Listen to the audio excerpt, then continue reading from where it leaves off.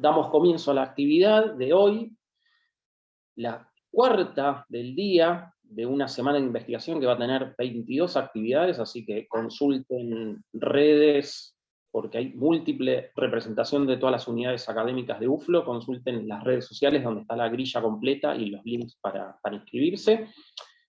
En el día de hoy nos acompañan Roxana Bozo y María Cecilia Solís con la actividad Estilos de afrontamiento en docentes universitarios frente al trabajo virtual en el contexto de pandemia, que son los avances de una investigación que ambas tienen en curso.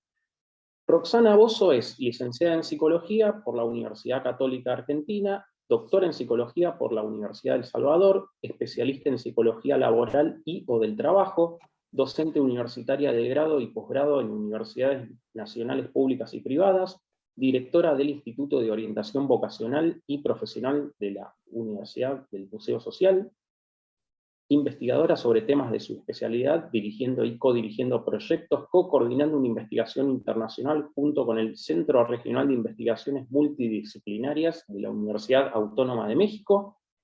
Ha realizado publicaciones de artículos científicos y capítulos de libros sobre temas de jóvenes, trabajo, educación y evaluación psicológica. Y por supuesto, investigadora de UFLO. Por su parte, María Cecilia Solís es licenciada en Psicología por la Universidad Nacional de Córdoba y doctoranda en Psicología por UFLO Universidad, jefa del área laboral en la carrera de Psicología de UFLO, docente titular en las materias Psicología Laboral, Organizacional y Psicodiagnóstico Laboral aquí en UFLO, docente además de UFLO en UBA y UCA, es miembro de la Comisión Directiva de la Asociación de Psicólogos Laborales de Argentina y docente de la Diplomatura de Evaluación Psicolaboral. Dirige y evalúa tesis de grado en UFLO, UBA y UCA, y además consultora freelance en evaluaciones psicotécnicas. Dicta cursos y seminarios de capacitación para psicólogos sobre temas de evaluación psicolaboral y redacción de informes psicolaborales. Participa en diferentes investigaciones y publicaciones científicas relativas a la psicología laboral. Es coautora de un capítulo en los libros Psicología Laboral, explorando prácticas actuales, por la editorial Lugar, y Formas alternativas de trabajo en un mundo globalizado, por la editorial CRIM de México. Bueno, sin más, las dejo con las oradoras. Bueno, buenas tardes. Un gusto con todos el poder dialogar sobre esta investigación. La idea es poder transmitirles lo que venimos haciendo, contagiarles entusiasmo y contar que quienes quieran participar, por supuesto, van a estar las puertas siempre abiertas. Sí, perfecto. Darles la bienvenida, no solamente a este espacio donde el tema central va a rondar la investigación que estamos llevando adelante, ya desde el 2020, con Roxana y un gran equipo, esta Estrella Vidal también, sino también al área laboral y a las problemáticas que se vienen enfrentando dentro de esta área de la psicología, me refiero al área laboral de la psicología, cómo la estamos trabajando, cómo estamos trabajando en este sector, qué impronta le estamos dando a las temáticas que afloran o que vamos abordando. Seguramente muchos de ustedes que han cursado la materia van a reconocer algunos temas de introducción teórica, y el paradigma o la perspectiva que estamos tomando la van a ver plasmada en la práctica, ¿sí? Así que, bueno, estamos abiertas también al intercambio y a recibir bueno, las ganas que tengan de aportar, de participar, y después, bueno, de hacer preguntas. Tengo entendido que hacia el final de la exposición va a haber un espacio para preguntas. Mientras tanto, vamos a ir también presentando y dando pie a algún intercambio en el medio, ¿sí? Bueno. Ya hace algunos años que venimos investigando sobre temáticas del trabajo en distintos grupos sociales, y con el tema de la pandemia surgió el poder hacer foco en cuestiones relacionadas a esta cuestión social. Sí, creo que el interés por la población docente también radica en que las dos trabajamos en diferentes universidades, públicas, privadas, y creo que eso nos permitió también como docentes, ¿no? Porque estamos trabajando como docentes, nos permitió dar cuenta de las problemáticas o las características que veníamos afrontando en los diferentes escenarios, y nos pareció un tema interesante de trabajar, porque bueno, la población docente y docentes universitarios en particular, bueno, está un poco expuesto a esto del pluriempleo, o sea, de tener diferentes lugares de trabajo. Entonces, considerábamos como un foco importante de investigación para ver si podemos aportar algo desde la psicología laboral. Por eso el interés, digamos, en este sector de la población laboral. Bien, voy a presentar lo que tenemos preparado. Ahí se ve bien, ¿no? Sí, se ve bien. ¿Se ve? Yo no lo veo. Ahí no se está viendo la imagen, ahí sí. Ahí, Eso. bien. Estilos de afrontamiento en docentes universitarios frente al trabajo virtual en el contexto de pandemia, ¿sí? Nosotros lo que vamos a dar a conocer hoy es un informe de avance, es decir, algunos resultados preliminares luego de casi 2 años de trabajo. Sí, porque empezamos en agosto, casi 2 años de trabajo, ¿sí?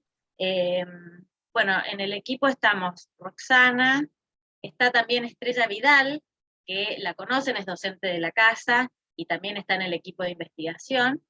Y algo que ha sido muy estimulante para nosotras fue el poder incorporar equipos de trabajo, equipos de investigación, digamos, de alumnos, ¿sí? Que a partir de sus prácticas profesionales supervisadas formaron parte durante un periodo de tiempo y con actividades específicas dentro de la investigación. Así que para nosotros esto es muy enriquecedor, es como una energía que nos renueva siempre trabajar con los chicos, con los alumnos. Siempre buscamos que sean alumnos que también estén interesados, ¿no? en desarrollarse en la investigación. La verdad o la realidad es que la investigación es parte del escenario laboral de un psicólogo. Entonces, por ahí si están interesados, bueno, fuimos armando estos grupos y fue una dinámica muy enriquecedora. Sí, sobre todo creo que vale la pena también transmitir, Cecilia, el tema de que realmente los alumnos que pasaron, los estudiantes que pasaron, fueron un aporte muy importante y que participaron en la cocina de la investigación. Desde el inicio participaron en el diseño de todo lo que fue la propuesta, en cómo la fuimos construyendo, con todo lo que requiere armar un proyecto, que muchas veces es una elaboración que lleva un tiempito. No es que de un día para el otro se hace, sino que fue en el diálogo con ellos mismos que fuimos definiendo hasta los objetivos, las mismas metodologías que fuimos diseñando y que ahora vamos a ir transmitiendo, como para poder comentarles que quienes participan de la investigación participan activamente a la par nuestra, ¿no? Como tomando contacto directo con la investigación.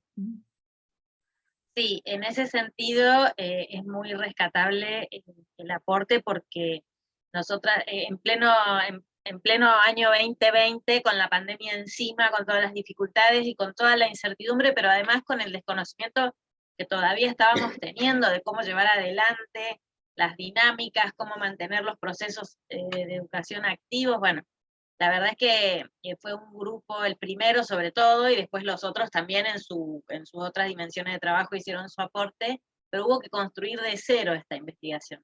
Algo teníamos que hacer, no sabíamos bien cómo, y fuimos delimitando paso a paso, granito por granito, ladrillo por ladrillo, fuimos construyendo este trabajo, y la verdad es que por eso para nosotras era importante que pudieran estar presentes para empezar a ver los resultados, digamos, ¿no? De lo que hicieron, del esfuerzo que pusieron. Nos ha enriquecido mucho, y además, y esto uno lo ve después, ¿no? Con el tiempo, cuando toma distancia y logra una mirada más estratégica, más, digamos, panorámica sobre la situación, terminó siendo una actividad en la que pudimos aportar esta mirada transversal en la formación del profesional UFLO, ¿sí? ¿Por qué? Y porque confluyen en esta actividad y en esta información que hoy vamos a presentar, confluyen diferentes dimensiones de la formación profesional. Por un lado, lo académico de grado, que tiene que ver con los contenidos, con la materia troncal del área, psicología laboral organizacional. Por el otro, lo que tiene que ver con lo más práctico, con lo más propio del hacer del profesional, que es las prácticas profesionales supervisadas, donde se promueve de pronto que el alumno tenga un acercamiento más cercano, más propio del rol, ¿no? A diferentes dimensiones del rol. El psicólogo investigador es un rol muy importante, sobre todo en psicología laboral, donde cada vez más se está promocionando, se está promoviendo la creación de conocimiento específico, y sobre todo y especialmente a partir de la pandemia, donde, bueno, no había nada con respecto a esto, y cómo abordar, y cómo tratar, y cómo intervenir. Y también, bueno, a partir de, con el área de investigación y desarrollo, que nos promueven los espacios de investigación, los espacios, las técnicas, todo el soporte que se necesita para llevar adelante una investigación, y también con el área de vinculación para poder transmitir los resultados, llegar a la comunidad, llegar a otros colegas, ¿no? Hacer sinergia, establecer redes de intercambio. Por eso me parece que este espacio es un espacio donde queda muy bien plasmada la transversalidad que se busca lograr en la formación del psicólogo UFLO, en este caso en particular en el área laboral, de la psicología laboral. Bueno, no quiero dejar de mencionar a los equipos de alumnos que fueron participando en diferentes grupos, desde el 10 de agosto que empezamos, digamos, con esta investigación, hasta, bueno, el último grupo finalizó su participación el 22 de diciembre del 2021, Natalia Solimena, Augusto Soler, Magdalena Soria, Daniela Corso, Ana Lía Baldi, Blanca Gómez, Noemí Vargas, Silvina Rodríguez, Hernán Furman, Micaela Bassi, Alicia Rebolo, Rodrigo Montiel, Lucas Alcaraz, Ayelén Baldovino, Noel Bleuer, Graciela Conde, Carolina García Peralta, Agustina Mesina, Graciela Ocampo, Daniela Oliva, Ayelén Pereira, Jacqueline Saracho. Espera que no logro ver tengo la barra, ahí está. Karen Costa, Elida Bustamante, Joaquín Barrios, Sharon Borsani Papel, Mayra Gómez, Lucila Santoyani, Gisela Lopérfido, Milagros Amaya, Graciela Ocampo y Carolina García Peralta volvieron a participar, y fue una interesante participación esta, porque son las que trabajaron como interjueces en la definición de los criterios para la técnica cualitativa. Bueno, todos estos alumnos están realmente en nuestros corazones porque nos han acompañado muchísimo en el avance de esta investigación, así que muchas gracias. Quiero decir que muchos de ellos ya están graduados en este momento, lo cual nos pone también más contentas, así que bueno, nada, muchas gracias a ellos principalmente. Bien, vamos a lo que sigue, Rob. Vale. Acá.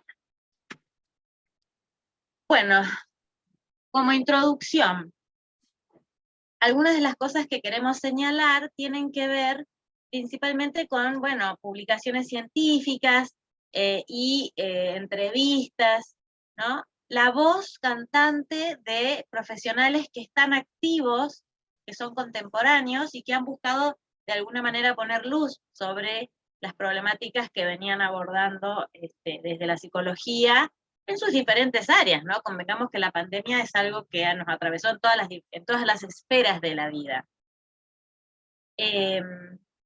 Así que una de las cuestiones que fuimos encarando fue la búsqueda de material científico, publicaciones. En el 2020 no había nada todavía, hoy hay mucho más.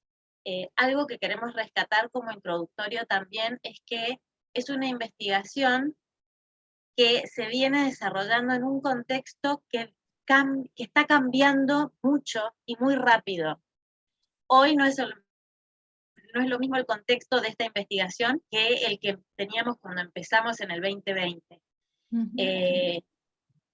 Por ahí los procesos de investigación, como son más estructurados, es más difícil de poder, digamos, hacer cambios sobre la marcha, digamos, pero sí vamos incorporando información que nos va permitiendo, digamos, reacomodarnos nosotras en nuestro rol de psicólogas que nos toca intervenir en el área laboral. Esa es una característica que tiene esta investigación en este contexto, ¿no? Lo cambiante de todo, del conocimiento, de las investigaciones, del contexto y las condiciones laborales. ¿Sí?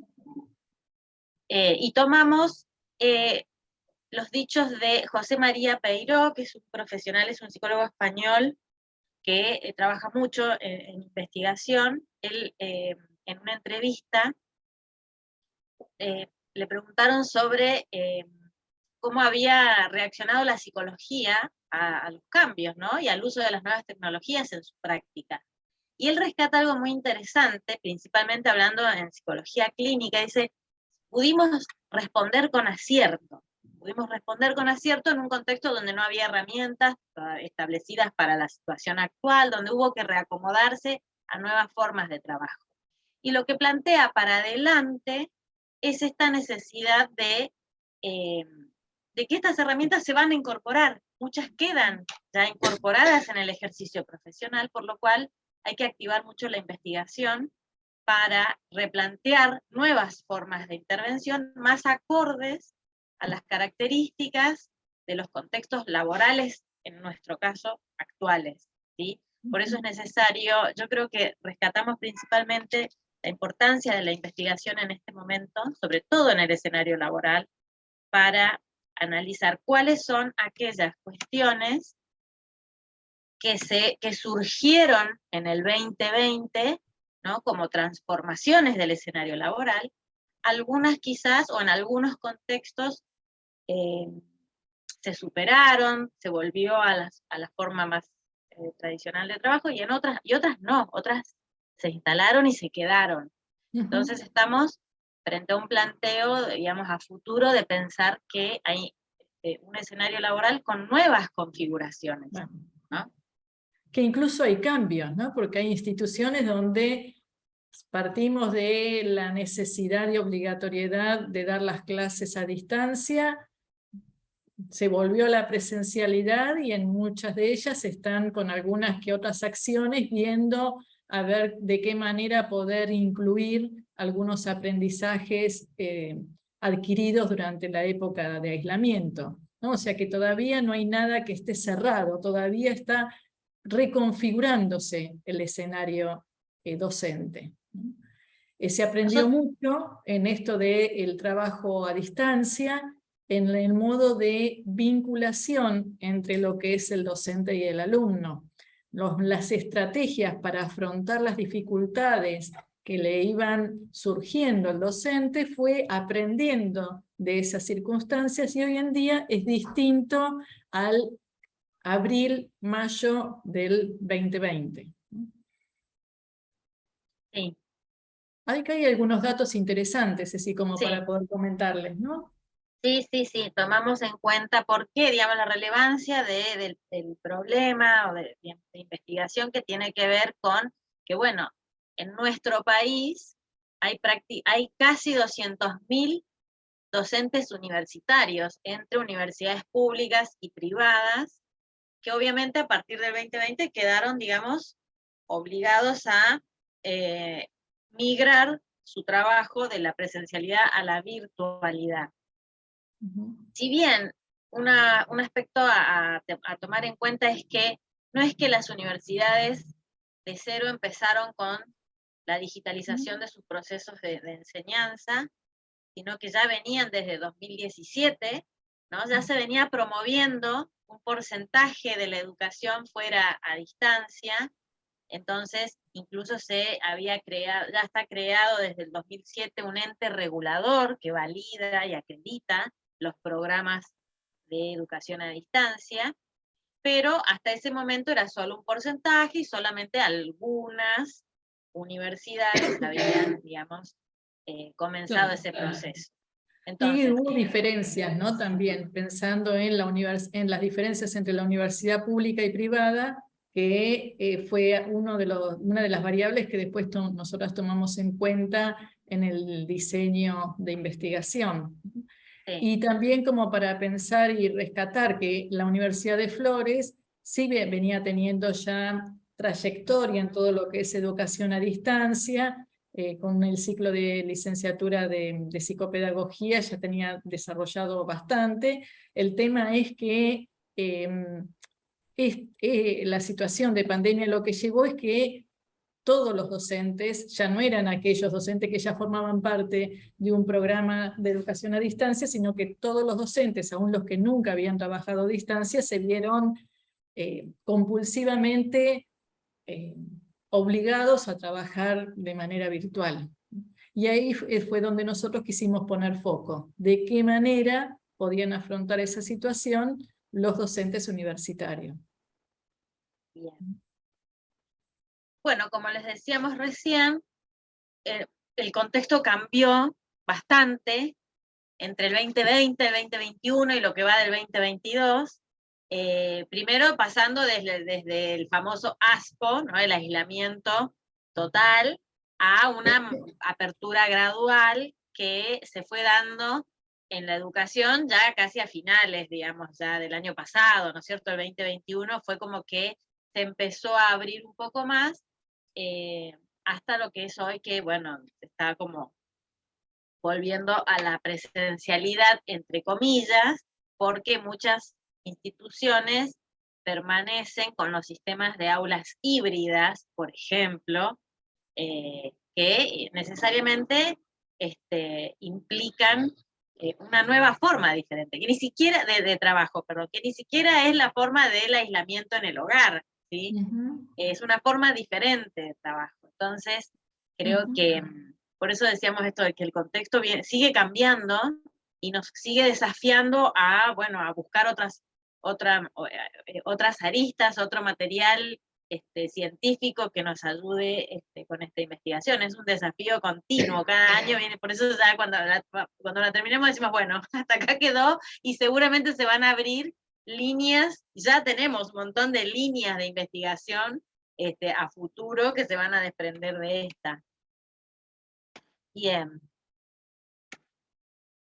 Bueno, otra característica que también tenemos que tener en cuenta como parte, ¿no?, del escenario laboral y de estas transformaciones es el teletrabajo, pero desde una perspectiva de no solamente de lo que es, qué beneficios trajo, qué herramientas requiere, qué conocimientos, sino también qué genera en la vida, qué ha generado en la vida de las personas, ¿no? Porque si estamos diciendo que el teletrabajo también vino para quedarse, por ejemplo, bueno, una de las cuestiones que tenemos que tener en cuenta es que también se van a quedar ciertas dificultades que ha generado, ¿no?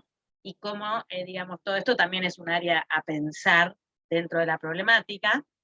Tomamos a Filippi, a Graciela Filippi, que en el 2020 justamente hace un compilado de, digamos, partiendo principalmente de cuál es la significación del trabajo en la vida de las personas, ¿no? Y planteando cómo hay cuestiones que tienen que ver, por ejemplo, con la superposición de los espacios, con esta sensación de atemporalidad, ¿sí? Que son dimensiones o aristas que, bueno, que vienen también con estas transformaciones del escenario laboral, la pérdida de la función social del trabajo, por ejemplo, o la pérdida o la transformación. Son todos puntos teóricos que a nosotros nos alimentaron interrogantes para avanzar en esta investigación, ¿sí? Bien. Eso es un poco la introducción, que es lo que nos fue moviendo a darle forma, sentido, a perfilar. La investigación siempre tiene esta característica, que quizás hay una temática que se puede abordar desde miles de aristas o de costados diferentes, pero que uno tiene que poder precisar en función de aquello que tiene que ver con lo que tenemos al alcance, las posibilidades concretas, nuestro interés, ¿sí? Y bueno, un poco de alguna manera justificamos el objetivo que se perfiló para esta investigación. Como marco teórico, a partir de la temática ya precisada, tomamos algunas conceptualizaciones afines también a nuestro paradigma, ¿sí? Esto que muchas veces hemos hablado en la materia, la importancia de, bueno, ¿cómo vamos a abordar? ¿Desde qué perspectiva? ¿Desde qué paradigma? ¿Cuál va a ser el paraguas teórico que nos va a albergar en la búsqueda de esta información, de precisar estos nuevos aportes? ¿Sí? Tomamos algunos autores, un poco, digamos por esto, porque son afines a nuestra perspectiva, Traveler y Chávez, por ejemplo, que definen al trabajo virtual o teletrabajo. En este contexto estamos tomándolo como sinónimos, como esta forma flexible de organizar el trabajo. O sea, se caracteriza principalmente por la flexibilidad, ¿sí? Porque el trabajador se encuentra realizando su tarea fuera del escenario, fuera de las, digamos, de la sede física de la organización, que requiere permanentemente el uso de las famosas TICs, o tecnologías de la información y la comunicación, para mantener el contacto del trabajador con la empresa, como así también con los demás miembros del equipo de trabajo, por ejemplo, ¿sí? En este sentido, bueno, todos los dispositivos de conexión remota son fundamentales, ¿sí? Es un trabajo que se puede realizar digamos, de manera freelance, autogestiva o independiente, o en relación de dependencia con una organización. Puede ser asincrónico. Esto, por ejemplo, es una dimensión nueva que se incorpora al trabajo, y incluso al trabajo virtual, a partir de la pandemia. La dimensión asincrónica y sincrónica, ¿sí? Como esta forma de trabajo que puede ser fuera del tiempo real del trabajo, digamos, o de conexión con la organización, que después se conecta para entregar los resultados, o en línea, ¿no? En sintonía, de manera, digamos, sincrónica con la organización. Que es lo que de alguna manera también favorece estas otras características que habíamos dicho previamente, ¿no? De la atemporalidad muchas veces genera el trabajo virtual, esta sensación de atemporalidad. Esto en relación a trabajo virtual o teletrabajo. Con respecto al afrontamiento, tomamos a Mikulik, porque tomamos la adaptación que ella hace de un inventario de respuestas de afrontamiento, que hace una adaptación a la población nuestra, en 2008, bueno, entonces en esa adaptación hace un compendio de todas las definiciones o conceptualizaciones acerca del afrontamiento. Nos gustó esta perspectiva porque además no hace un análisis, digamos, dicotómico, si es bueno o malo, si afrontan bien o mal, o más o menos, sino que establece diferentes estilos cualitativamente diferentes en el afrontamiento, ¿sí? Esto también nos llamó la atención y nos gustó esta perspectiva por eso, porque nos parecía importante reconocer que, bueno, que así como hay diferentes escenarios laborales, hay diferentes formas de trabajo, hay diferentes sentidos del trabajo, significaciones diferentes del trabajo. Esto seguramente que también se va a dar esta diferenciación en las respuestas de afrontamiento en el área laboral, ¿cierto? Entonces no podíamos partir desde una perspectiva lineal, digamos. Claro. Y a su vez también que es una profesional argentina, ¿no? Que viene desarrollando investigaciones sobre el tema de estrategias de afrontamiento acá en nuestro país. Fundamental, sí, contemporáneo. Bueno, el afrontamiento es parte de los recursos psicológicos de las personas, ¿sí? Es parte, o sea, todos tenemos capacidad de afrontar diferentes situaciones de estrés, ¿sí? E incide en la calidad de vida percibida y el bienestar psicológico. Fíjense todas las dimensiones que abarcamos en la posibilidad de afrontar una situación, ¿sí? Y cómo la percepción o la significación de esa situación incide necesariamente en el estado de bienestar y en la calidad de vida percibida, ¿sí? Esto en el área laboral es fundamental, porque es lo que nos lleva después a pensar cuáles son aquellas circunstancias percibidas como favorables, en qué características, frente a qué situaciones, qué características de personalidad son más proclives a afrontar activamente, por ejemplo, o emocionalmente una situación de trabajo. Entonces, tomamos estilos de afrontamiento como respuestas comportamentales y cognitivas. Acá nos metemos ya al interior del proceso de afrontamiento, pensando no solamente en la acción de responder frente a un estímulo, sino en todos los procesos cognitivos que intervienen en la elección de esa respuesta, ¿no? De esa acción. Tiene como objetivo disminuir o eliminar el distrés. Recuerden que el afrontamiento surge como respuesta ante una situación que es percibida como desbordante, concepto de estrés laboral, por ejemplo, para llevarlo al cabo al ámbito donde estamos, ¿sí? Esfuerzos cognitivos y conductuales, que son cambiantes, que varían de acuerdo a la situación, de acuerdo al momento y la situación vital de la persona, ¿sí? Y vamos a decir que estos estilos o estas respuestas de afrontamiento, que pueden ser comportamentales o cognitivas, también pueden poner el foco en la aproximación o la evitación, ¿sí? Es decir, a ver, esperen que estoy corriendo la barrera, ahí está la barra. El afrontamiento de aproximación tiende a focalizar en el problema, ¿sí? A evidenciar los esfuerzos cognitivos y conductuales para resolver o manejar estresores vitales. Es decir, hay como un involucramiento de la persona, hay acción. La evitación, el afrontamiento por evitación, pone el foco en una emoción, en un sentimiento, mostrando esfuerzos para evitar el estrés o la emoción asociada, ¿sí? Bien. Básicamente estos son los dos pilares teóricos en los que se centra esta investigación. El estilo de afrontamiento, tal como lo venimos definiendo, y el escenario del teletrabajo o trabajo virtual, tomándolo desde la perspectiva, digamos, como tarea, como forma de trabajo, pero también desde la perspectiva con todas las implicancias negativas que puede acarrear. Bien.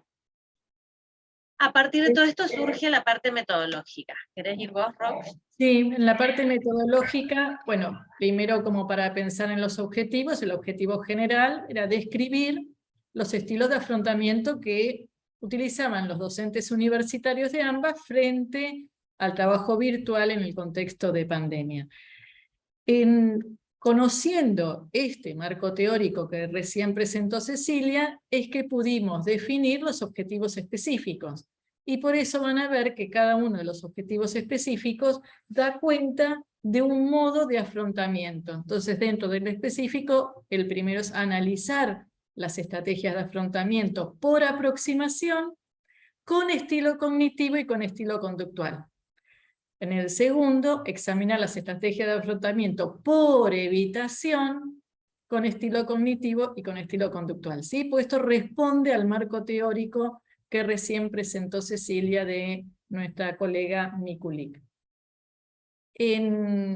Considerando también que había algunas que otras variables, en principio es comparar los estilos de afrontamiento entre los docentes universitarios de AMBA, que vienen trabajando de manera virtual, y los que se iniciaron en el trabajo virtual. O sea, comparar aquellos que ya venían trabajando de manera virtual antes de la pandemia, de aquellos que los sorprendió la pandemia y tuvieron que compulsivamente comenzar a trabajar a partir de esa situación.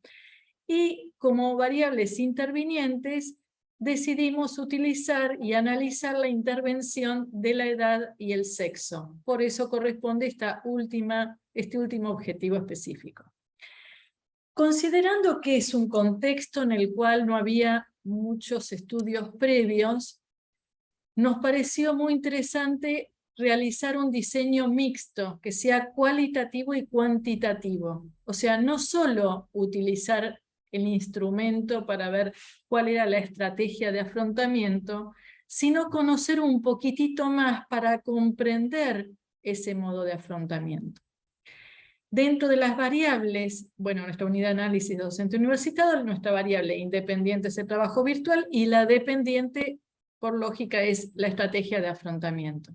La interviniente, como les dije recién, edad y sexo, y nuestro criterio de selección de casos es que tenían que ser docentes que estuviesen desempeñándose en la docencia de manera virtual y que sea tanto de universidades nacionales públicas como privadas en ambas y que tengan como edad o que estén comprendidos entre los 25 y los 60 años. Después a su interior íbamos a comparar la edad.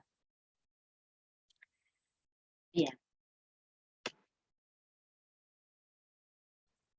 Los instrumentos, acorde a esa metodología mixta, diseñamos un cuestionario ad hoc, un guión de entrevista, para que sea una entrevista estandarizada, pero con preguntas semiestructuradas, donde por un lado íbamos a rastrear datos sociodemográficos de la muestra, pero por otro lado también nos interesaba conocer la experiencia previa en el trabajo virtual, esto que recién les comentaba, para poder comparar los que venían trabajando previo a la pandemia y los que no.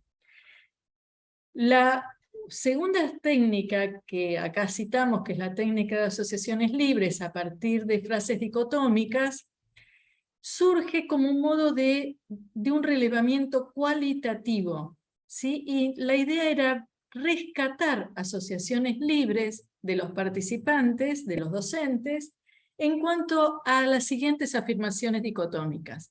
El trabajo virtual es, no es, el trabajo virtual agrada, desagrada, o sea, de cada uno de estos tenían que dar asociaciones libres. El trabajo virtual permite, el trabajo virtual impide, el trabajo virtual tiene tal beneficio personal o beneficio para la comunidad. ¿Sí? Estas frases dicotómicas despertaban asociaciones libres.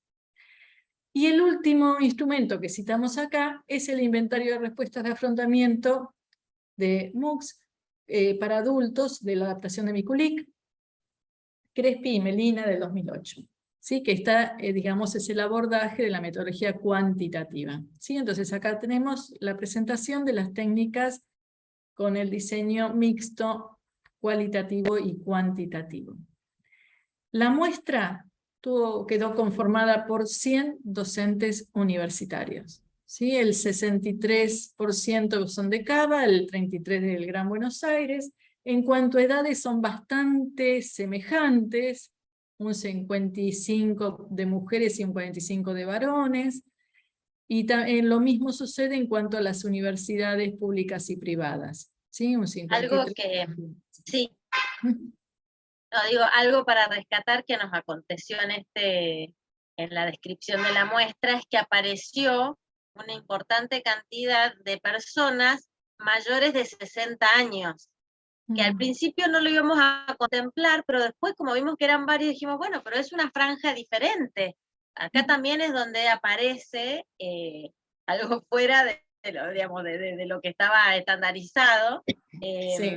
Así que tomamos en cuenta este grupo para ver, digamos, qué análisis podemos rescatar, ¿no? En relación, en la comparación con los otros grupos etarios. Así es. Y en cuanto a experiencia, también un 60% que ya venían trabajando previo a la pandemia, trabajaban de manera virtual, y un 40% que comenzaron con la etapa del ASPO. O sea, en cuanto a muestra quedamos muy conformes, habiendo arribado a los 100 docentes y bastante parejo en todo lo que es sexo y pertenencia a universidades públicas y privadas, que eran las variables que teníamos pensado tomar, al igual que la edad. Bueno, les comentamos ahora un poquito cómo fuimos analizando las técnicas. A ver. O se los comentamos verbalmente. porque no la tenemos en la diapositiva, como para que lo vayan conociendo. Dentro de lo que son las técnicas, hacemos un análisis, a ver, espera, sí, a ver, discúlpame, la siguiente estaban los resultados de la encuesta. Acá tenemos lo de las vivencias, y Ah, después del tenemos lo de la cuestionario ad hoc. técnica. Ah, listo, listo. En la anterior, sí, está bien, este es del cuestionario ad hoc. Esta.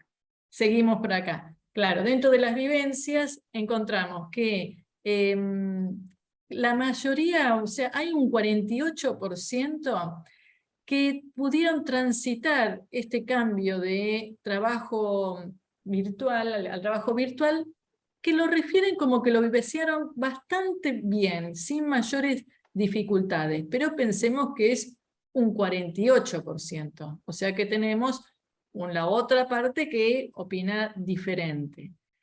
Con mayores dificultades, pensemos que se encuentran la mayoría dentro de lo que son las instituciones públicas, que se les dificultó bastante más este tránsito a la virtualidad.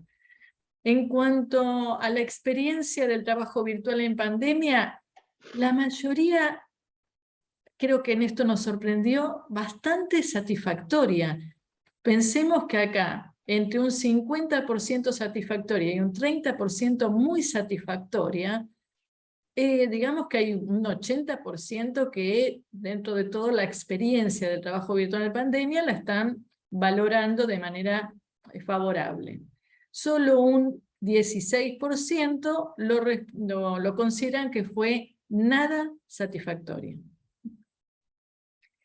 Y algo que nos llamó mucho la atención es que en el ítem que preguntábamos si continuarían eligiendo esa modalidad de trabajo virtual, un 71% refieren que sí, que preferirían continuar con la modalidad virtual.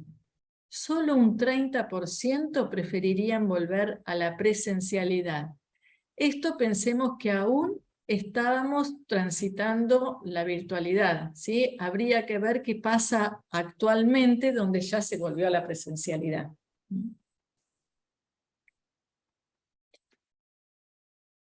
En la técnica de asociaciones libres, este tiene un análisis diferente, porque es un análisis bien cualitativo, donde implicó hacer un análisis de categorías según la teoría fundamentada en los datos de Glasser y Strauss. Y esto es un trabajo muy artesanal, implicó leer todas las respuestas, como para ahí generar un diccionario de términos, ¿no? De términos que se derivaban de esta técnica de asociaciones libres. Dio lugar a la siguiente, Ceci.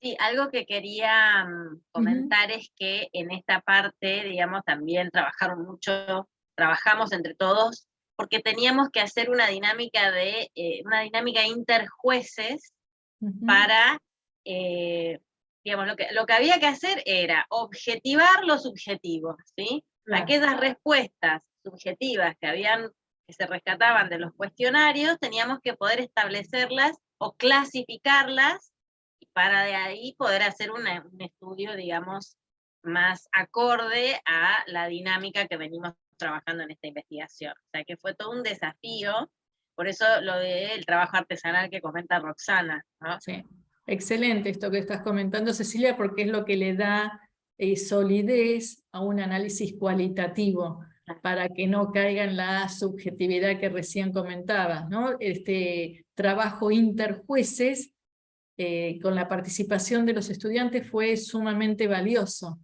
¿no? Se genera el diccionario, se generan las categorías, después se analiza, o sea, se leen todas las respuestas, se genera el diccionario, se vuelven a leer las respuestas como para categorizarlo y ver si realmente están ahí. Las categorías tienen que ser excluyentes, o sea que estos interjueces lo que permite es que dos profesionales de manera simultánea estén llegando al mismo resultado. Bien, y así fue que llegamos a estas categorías. Bien, muy bien. Los chicos que están, si están los chicos que participaron, Por lo menos ahora le van a ver forma, porque en ese momento fue un trabajo de hormiga. Así que ojalá que lo estén viendo. Bueno, y si no lo verán después en YouTube. Bien, y entonces acá generaron en líneas generales 4 categorías amplias de contenido de trabajo, características del trabajo, valoración subjetiva y resultados. De cada una de estas, como es un diccionario, se define a esa categoría. Por eso es que va a aparecer contenido del trabajo, cómo le resultó al docente enfrentarse con la información que tuvo que aprender para realizar su tarea. Y ahí dentro de contenidos del trabajo se incluyeron términos como aprendizaje, planificación, comunicación. ¿Querés comentar vos la otra? Características del trabajo, dinámica del trabajo virtual, calificación según cómo vivenció las acciones que tuvo que implementar. Entonces, los términos que rescatamos, digamos, de los cuestionarios tenían que ver con acotado, condicionado, amplio, innovador, flexible, facilitador, monótono, ¿sí? Muy bien. Necesario. Después está el de valoración subjetiva. ¿Qué impacto le generó personalmente enfrentarse a esa información y a esa dinámica de trabajo? Entonces ahí dentro de los términos que se incluyeron, fíjense que está, que era interesante, motivador, estresante e intenso, impersonal, no es para todos, requiere de paciencia. Y después, en relación a los resultados, ¿cómo califica a esta modalidad de trabajo para el logro de los objetivos? ¿Sí? Esto fue, por ejemplo, que es rápido, que permite los logros, que es incompleto, que es costoso y requiere tiempo, bueno y beneficioso, accesible, o como herramienta actual. Son todas las respuestas que se, conjugan en esta categoría de resultados. Bien. Estas categorías a su vez tenían bastante relación con una investigación que se estaba haciendo dentro de la red internacional que articulábamos con el CRIM, y eran muy coincidentes las categorías que se habían formulado, e incluso algunas de las significaciones. Ay, perdón. Nos queda pendiente aún analizar dentro de, o sea, hasta ahora lo que se llegó es a armar las categorías. Ahora lo que tenemos que ver es la frecuencia con la que aparecen estas categorías, para de ahí terminar de hacer el análisis de la comprensión de estos significados. Bien. Bueno, dale. Sí. El inventario de respuestas de afrontamiento, que este es el de Mikulik, y lo que hicimos fue, digamos, todo lo que es la base de datos, se carga en un Excel, del Excel pasa al SPSS, a partir del cual, según las respuestas, uno va pudiendo extraer si tiene un modo de afrontamiento cognitivo o conductual, y si es más de aproximación o de evitación. Y dentro de cada una de ellas, fíjense lo que incluye. Si es de cognitivo y de aproximación, es porque implica que para afrontar utiliza más un modo de análisis lógico, una revalorización positiva, mientras que si es cognitivo pero con respuestas de evitación, es que va a aludir más a una evitación cognitiva, a una aceptación pero también resignación. Mientras que si se trata de un afrontamiento conductual, si es de aproximación, es porque la persona, el docente, trató de buscar orientación y apoyo, a resolver problemas. Ahora, si es de evitación, es que busca otras alternativas de gratificación, o bien hay una descarga más de tipo emocional. Entonces hicimos este primer análisis cuantitativo, y en este momento estamos aún, digamos, analizando el modo de afrontamiento, si era, digamos, esta categorización de cognitivo-conductual y de aproximación-evitación. Esta es la parte que nos quedaría pendiente. Hasta ahora alcanzamos algunos resultados. Tenemos algunos resultados preliminares. Algo que es importante también, que por eso nos gustó este instrumento, es porque tiene una primera parte digamos, en el cuestionario, una primera parte de ítems, son 10 ítems, que lo que busca lograr es la comprensión de cuál es la valoración subjetiva del trabajo, o de esa dificultad, o de ese estresor que se está afrontando, para después determinar qué correlación hay entre, por ejemplo, la percepción de ese estresor como un desafío, y una respuesta de afrontamiento activo, por ejemplo, ¿sí? O sea, cómo incide la percepción, la valoración subjetiva del estresor en el estilo de afrontamiento desplegado, ¿sí? Por eso también nos resultó interesante, porque, bueno, queremos saber esto de, bueno, cuáles son las condiciones previas al afrontamiento que hacen que de pronto una persona perciba o le dé una significación específica. Y en esto también vamos a tomar en cuenta, digamos, el hecho de que el estresor sea un elemento disruptivo desconocido, o, por ejemplo, como dijimos al principio, esto de si ya vienen trabajando de manera virtual antes de la pandemia. Bien. ¿Pasás la diapo? Sí. Bueno, Algunos de los resultados. Si bien 2/3 de la muestra señalan que la pandemia fue un problema no esperado, lógico, casi 70%, y que no tuvieron tiempo para prepararse para afrontar el problema, 66%, no lo vivieron como una amenaza, ¿no? 77%. Esto es interesante para pensarlo por cómo los docentes no lo vivieron como una amenaza y lo vivieron como un desafío, ¿sí? 81%. Hubo algo positivo al enfrentar el problema, ¿no? En relación a este desafío, un 82%. Perciben que se resolvió el problema, ¿no? Miren qué alto, 86%, y de manera favorable para su persona, un 90%. Bueno, estos son algunos de los resultados. Sí, todavía nos falta articular con la escala de asociaciones libres, con la técnica de asociaciones libres y las categorías, para armar una correlación más específica, ¿no? Claro, o sea que ahora vamos a empezar con toda una fase de análisis de datos, ya sea cuantitativos como una fase de datos cualitativos, que también va a estar abierto para que puedan participar estudiantes en esta etapa de la investigación, ¿no? En esta fase. Bien. Que Cecilia, en ese caso, quienes están interesados, estimo que... Sí, se arma grupo de prácticas. Bien. Bueno. ¿Te parece que abramos a preguntas? Abramos, sí. No sé si... Dejo de participar y así.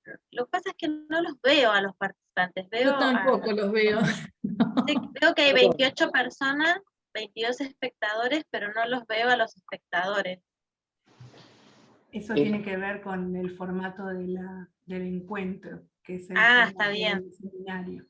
Por eso no se ven todos juntos. Pero Bien. están. Bueno, los leemos entonces. A través del espacio de preguntas y respuestas ya hay 2. No tenemos acceso a encender la cámara. Sí, Graciela, ahí está lo que explicaron recién. Bueno, no hay problema. Aprendimos a trabajar también con la cámara apagada, así que no hay problema. Bien. Acá tenés una María Cecilia, una tocaya tuya. Una tocaya que hace una pregunta. No sé si la querés leer vos, la leo yo.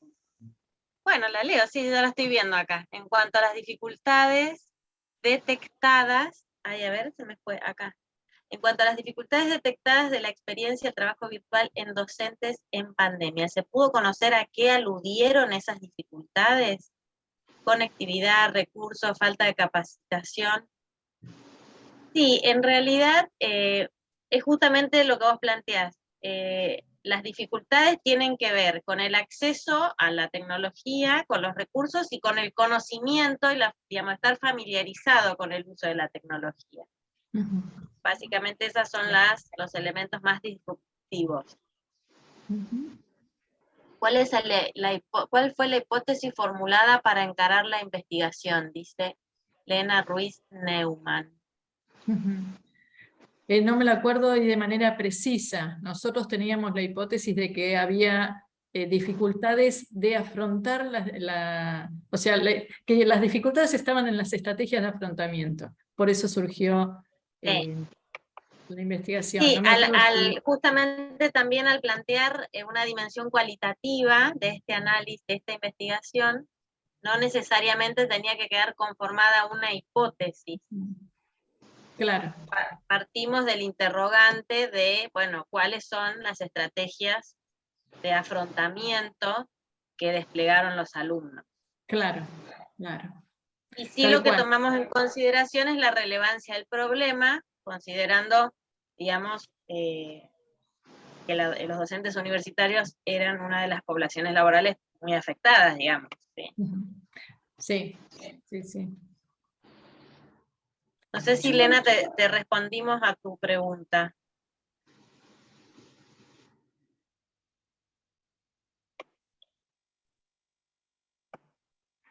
A ver. Ahí está. No tenemos. Sí, muchas gracias. Perfecto, perfecto. Bien. ¿Alguna otra consulta? Veo que hay varios de los chicos que participaron de la investigación en diferentes grupos. Así que eso me pone muy contenta. A ver. Me quedé pensando en esto de la hipótesis porque fue justo una de las reuniones que tuvimos con el equipo de investigación en general, que te acordás que surgía, bueno, a ver, vamos a partir de hipótesis o no, qué tipo de investigación, y que era tan desconocido de cuál era la problemática que decidimos por eso realizarla cual y cuantitativa. Y la parte cualitativa tenía el foco de, bueno, vayamos a conocer qué es lo que pasa sin ideas previas. Bien exploratorio. Y que lo de la estrategia de afrontamiento surgió por poner foco a decir, bueno, a ver, viene bien lo que está planteando Mikulik como para tratar de conocer cuáles son las dificultades con las cuales se encontraron los docentes, pero no queríamos que pierda valor lo cualitativo. Exacto. Y que fue la técnica Sí. que en realidad nos unió con el resto de los investigadores. Exacto, eso es algo que también es importante de rescatar, ¿no? De que es una investigación que está vinculada con este Centro de Investigaciones Regionales de México, del que formamos parte, y justamente es a partir de esta técnica de asociaciones libres y de la investigación más bien cualitativa. Claro. Que se está analizando de ver si para el año próximo podemos empezar a investigar y posiblemente esta investigación esté articulada para ver lo que implicó el tema del trabajo remoto en la educación. Bien, acá Estrella dice, bueno, gracias Estrella, que está buenísima la presentación, Roxana. Qué bueno. Gracias. Después dice, hola, Horacio Bordón dice, hola, mi nombre es Horacio, realicé mi tips sobre estrés laboral y motivación laboral en docente universitario de UFLO en post-pandemia, y quisiera saber qué estrategias de intervención utilizarían en su investigación. ¿Cómo que sería, qué estrategias de intervención utilizarían en su investigación? Bueno, a ver si yo entiendo bien la pregunta, pero lo que justamente estamos buscando es detectar aquellas cuestiones que inciden en el bienestar y en la calidad de vida percibida y en el afrontamiento, digamos, activo de los docentes para promover, digamos, o bien formación a los digamos, a las distintas entidades universitarias capacitación en estas estrategias o en estas formas de afrontar activamente un estresor. La realidad es que un poco estábamos también expectantes de con qué nos íbamos a encontrar, ¿sí? No sé si, a mí me cuesta entender la pregunta, Sí, no sé a mí si está también. preguntando eso, como para que quizás Horacio la puede aclarar. Porque si es estrategias de intervención, las estrategias tienen que ser acorde a los resultados de la investigación. Como lo estás relacionando, que hiciste tu TIF sobre estrés laboral y motivación, los docentes de UFLO en pospandemia, si es pensar estrategias de investigación acorde al estrés laboral y la motivación, debería pensarse esas estrategias de intervención a partir de los resultados del TIF.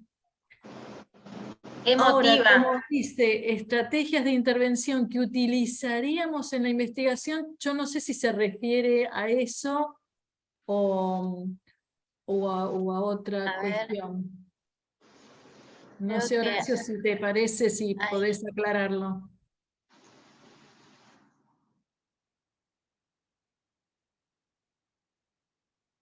No, todavía no escribe. Cecilia dice, la investigación es súper interesante, sus resultados son valiosos por el momento, con lo cual se puede hipotetizar desde esta línea que aportará a las ciencias psicológicas. Se puede hipotetizar desde esta línea que aportará a las ciencias psicológicas. Claro, es nuestro interés, ojalá. Sí, nuestro interés es que los resultados puedan, digamos, ser un aporte, sí, para la formación, porque estimamos que se viene una etapa de muchos cambios a nivel de las modalidades docentes. Sobre todo cuando uno lo piensa en la virtualidad, hoy en día acá, fíjense qué distinto que es el vínculo, si estuviésemos en presencial, ahora acá en la virtualidad. Y lo mismo pasa a nivel docencia. El contacto docente-alumno a nivel presencial es distinto de lo presencial de lo virtual. Y no por eso es que no haya vínculo. El vínculo está igual, pero requiere estrategias diferentes. Por lo cual sí, yo creo que ojalá podamos transmitirlo, o sea, es hipótesis nuestra de que sea un aporte para el mundo académico, sí. Creo que Bueno, se preguntaba, ¿no? sí. Lena Ruiz dice, planeo hacer mi tesina sobre un tema relacionado a su investigación, pero específicamente en docentes de la UFLO. Quería consultarles cómo formularon el cuestionario ad hoc, es decir, en qué se enfocaron y cómo sería lo del trabajo interjueces. A ver, no justo... acá está. Espera que lo vuelva a leer. Planeo hacer mi tesina sobre un tema pero específicamente docente SUFLO. Quería contarle, mejor que sean docentes SUFLO. Está bárbaro, porque en realidad es cuanto más se cierra la muestra, mejor es, como para tener resultados más certeros. Lo cual llevaría a que llegado su momento serían estrategias específicas a nivel institucional. Quería consultarles cómo formularon el cuestionario ad hoc. El cuestionario ad hoc en realidad parte un poco de las hipótesis que uno va teniendo. En nuestro caso, por ejemplo, el cuestionario ad hoc investigaba cuestiones sociodemográficas, nos interesaba ver en qué institución trabajaba, si pública o privada particularmente, porque sabíamos que estaba habiendo una realidad distinta en el modo de poder solucionar la situación de docencia remota, y también nos interesaba el tema de si tenía experiencia previa antes de la pandemia o no en el trabajo virtual. Entonces ese cuestionario ad hoc en realidad responde a hipótesis que uno va teniendo, ¿no? Intereses. Conviene tampoco ampliarse tanto porque cuanto más largo es el cuestionario, más dificultoso es para quien después responde. Entonces ahí hay que tener cuidado de no extenderse demasiado, ir al foco, ¿no? ¿Y en qué se enfocaron y cómo sería el trabajo interjueces? Esto implica a que va a haber como un chequeo del análisis cualitativo. Eso se hace en el análisis cualitativo, ¿eh? Si es STUTIF con un cuestionario más estandarizado, no requiere este interjuez. El trabajo interjueces se utiliza para todo lo que es metodología cualitativa. Es un modo de darle mayor validez, mayor solidez metodológica a ese análisis, ¿no? Porque como es un análisis más subjetivo desde el punto de vista que es un investigador que analiza las categorías. Por ejemplo, en este caso, nosotros nos teníamos que asegurar, y el trabajo de interjueces es esto, nos tenemos que asegurar que otro investigador arribaría a resultados semejantes. Y por eso es que actúa el trabajo interjuez. Es como que vos me dijese, se va a hacer una investigación, lo voy a llevar a una técnica para que se vea más claro. Vamos a aplicar el Roger. Y bueno, y yo voy a aplicar el Roger, lo voy a analizar. Y otro colega también va a analizar el mismo material de ese protocolo Roger, también lo va a analizar para ver si arriban al mismo resultado. Esto es lo mismo. Esto es analizar una entrevista, una técnica de asociaciones libres, o cualquier técnica que sea de metodología cualitativa, lo analiza un investigador y después lo analiza otro investigador. Sería algo y ahí se así cruzan como... los datos. Aquello que no hay acuerdo, tienen que revisarse esos ítems para llegar a un nuevo consenso. Qué oportuna la intervención de Elena para conocer a su potencial directora de tesis, o de ti, si vas a trabajar sobre este tema, acá tienes a dos expertas a quienes puedes consultar para que te acompañen en ese proceso. Perdón, me pareció como una oportunidad así. Gracias, Se encontraron en este lugar, está buenísimo. Sí, sí, por buenísima. Acá está también, bueno, Paula de Chipoletti también nos agradece. Ellos están trabajando también de allá en recopilar información para sus tesinas, así que bueno, bienvenidos al área laboral para su trabajo de investigación. Y acá Blanca Gómez, hola Blanca, muy agradecida por la palabra de la licenciada Solís en la introducción de esta presentación. Rescato que aquellos interrogantes del 2020 se fueron resolviendo y estimo, por lo que vi hasta ahora, que sus resultados serán de mucha relevancia en el futuro más inmediato. Muchas gracias, licenciada Solís. Doctora Bozo, me enorgullece haber realizado mis prácticas con ustedes. Gracias, Blanca. La verdad es que Blanca estuvo en ese primer grupo que no teníamos nada, ¿te acordás, Blanca? No había camino debajo de los pies. Bueno, hoy ya hay un camino, Blanca, ¿viste? Gracias por tu aporte, porque la verdad que fue enorme en ese momento. Y fue siempre nuestro objetivo, que se sientan parte del equipo de investigación como un profesional más que investiga, ¿no? Que conozcan lo que es transitar y que conozcan las debilidades que a veces uno siente en ese proceso de diseño. Que no hay nada que está dicho, que todo se construye, que hay que buscar la solidez, que hay que preguntar, que uno se tiene que animar a afrontar, hablando de afrontamientos, las debilidades con las cuales uno se encuentra en el tránsito por la investigación. Sí, tal cual. Y ahí Horacio Bordón hace su aclaración, Roxana, perdón, me expresé mal, hacía referencia a la posibilidad de ir pensando estrategias en base a los datos obtenidos hasta el momento. Pero justo me respondió que se deben esperar tener los datos totales para pensar en intervención. Claro, muchas gracias. claro. Bárbaro, Horacio. Sí, creo que el sentido de toda investigación siempre es aportar un poquito de luz en relación a una temática puntual de la realidad en la cual nos toca intervenir, que Y siempre esto, acá volvemos a nuestro paradigma principal, ¿no? Digamos, de abordaje profesional que tiene que ver con el enfoque sistémico, con el paradigma de la complejidad y el principio famoso de contextualismo, ¿no? Poder entender cuáles son las características del contexto y de las demandas, mejor dicho, del contexto en el que estamos para intervenir, pero también cuáles son las características y cuál es el contexto y la situación de esa persona que nos solicita una demanda. Es específica.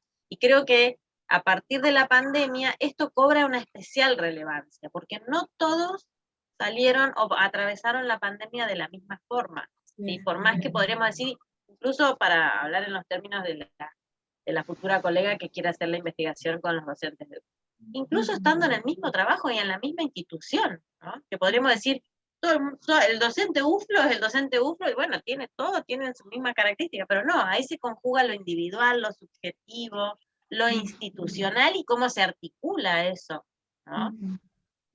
Así que es muy importante. Bueno, no sé qué más hay. Elga, que dice muchas gracias por las valiosas experiencias de investigación. Muchas gracias, Elga.